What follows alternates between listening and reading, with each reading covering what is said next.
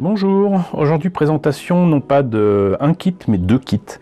Deux kits du Rigdias que j'ai à la fois dans sa version rouge pilotée par Quattro Baggina dans Zeta Gundam, mais également sa version bleue.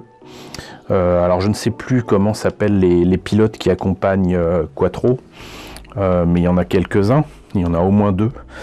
On les voit au tout début de Zeta Gundam. Zeta Gundam, franchement, le début, c'est quasiment un copier-coller de la série originale de 79. Si ce n'est que, donc, à la place des Zaku, on a des Rigdias. Voilà. On voit d'ailleurs que le Rigdias est très clairement un mobile suit qui a quelque part donc des formes qui peuvent rappeler les mobile suits de Zéon, hein, déjà une tête avec un seul œil, il y a un mono-eye.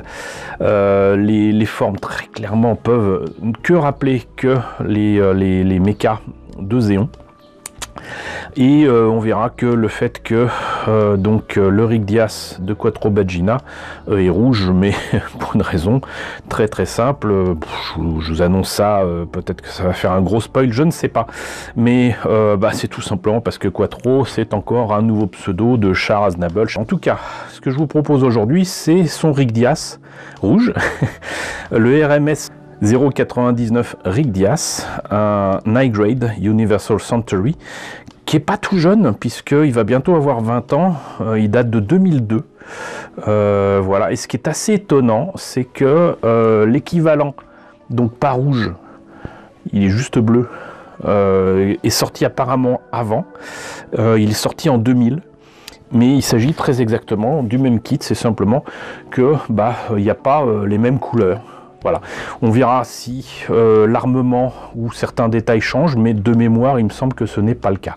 J'espérais vous présenter ces kits avec l'équivalent donc des kits sortis dans les années 80 du Rigdias, mais il apparaît que le Rigdias que j'ai des années 80 n'est qu'au 1/100e, enfin n'est qu'au 1/100e, il est au 1/100e, et je pense que ça sera intéressant surtout de le comparer du coup avec le Master Grade du Rigdias que bien évidemment j'ai. Voilà. Donc la boîte, on va faire un peu le tour des deux boîtes, hein, tant qu'à faire. Voilà à quoi ressemble le modèle monté et peint. C'était le 33e, alors que là effectivement c'était le 10e des High Grade Universal Century.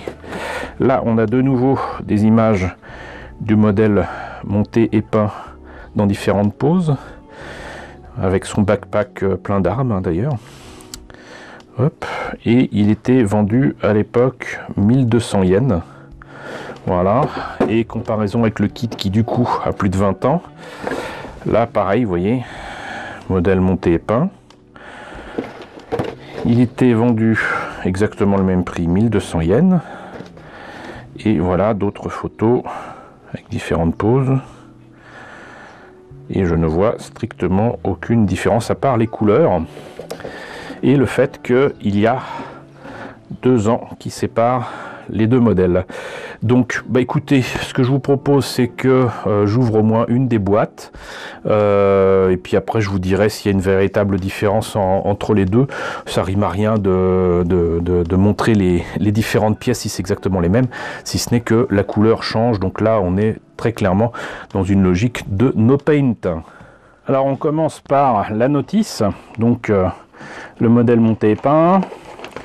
Ici toujours de belles photos du modèle monté et peint avec visiblement on voit bien que les doigts ne sont faits que pour tenir les armes. Là on a le sabre laser, ici la tête qui s'ouvre qui révèle, je crois que ce sont des armes. Et voilà, et donc sinon quelques dessins, mais c'est pas issu de Zeta Gundam, c'est des dessins qui ont été faits spécifiquement pour cette maquette. D'ailleurs je ne vois pas d'image de Zeta Gundam, c'est assez étrange. Sinon donc les pièces en présence, donc si on compte les polycaps, on a 6 grappes. On commence ici par les jambes et les pieds, pieds qui ne sont pas creux, hein, il n'y a pas de trou dans les semelles, je veux dire, contrairement à certains kits high grade actuels. Ensuite on attaque les épaules et donc les bras. Enfin le buste, à peine articulé. Ici le bassin et les jupes. Là la tête. Là des éléments du backpack qui je crois ressemblent un petit peu à ce qu'on trouvera sur le backpack du Yakushki. Les armes, les sabres.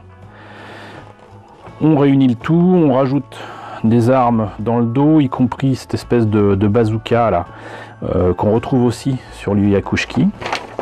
Et au final ça nous donne ça. Voilà.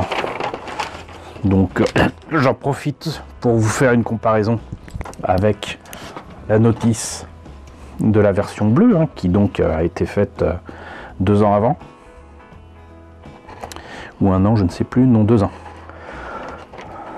Donc pas la même image évidemment. Pas exactement la même présentation. Très clairement, il y a une différence de couleur, mais c'est tout. C'est exactement les mêmes pièces. Exactement les mêmes pièces. Exactement le même nombre de grappes,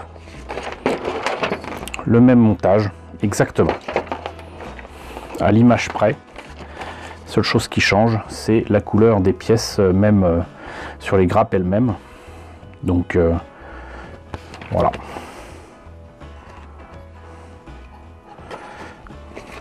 Donc maintenant les pièces.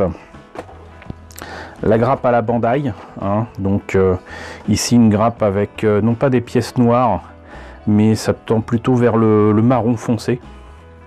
Ici du gris pour des pièces avec les mains, le bazooka, les armes là, que je voyais pas si petites.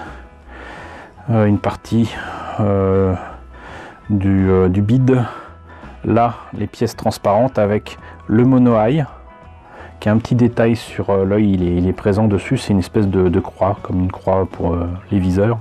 Ici donc le sabre laser. Là 2 grappes identiques pour des pièces d'articulation et même apparemment donc des boosters, des thrusters, et là une partie des pieds.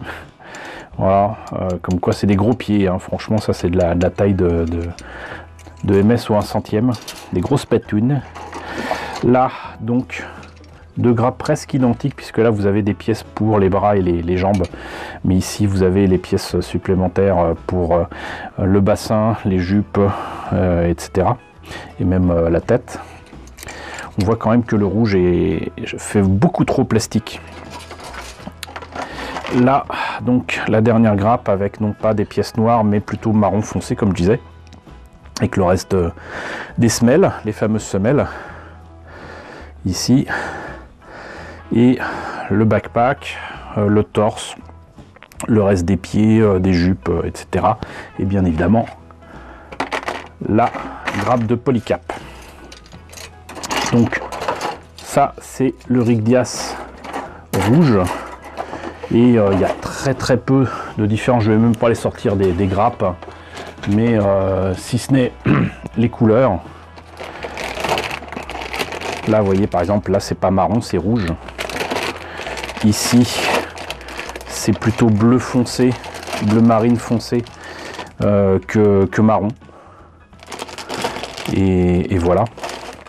Et voilà, sinon c'est exactement la même chose. Donc voilà pour les Rigdias que j'ai en high grade. J'espère en tout cas que vous avez trouvé ça intéressant, hein. N'hésitez pas à me dire dans la section commentaires ce qu'il en est. J'espère vous présenter d'autres versions du Rigdias. J'en ai un donc au 1 centième des années 80. Logiquement, je l'ai aussi en Master Grade au 1 centième un peu plus récent quand même. Donc on verra ça. C'est pas la dernière fois que vous entendrez parler du Rigdias par moi. En tous les cas, j'espère que ça vous a plu.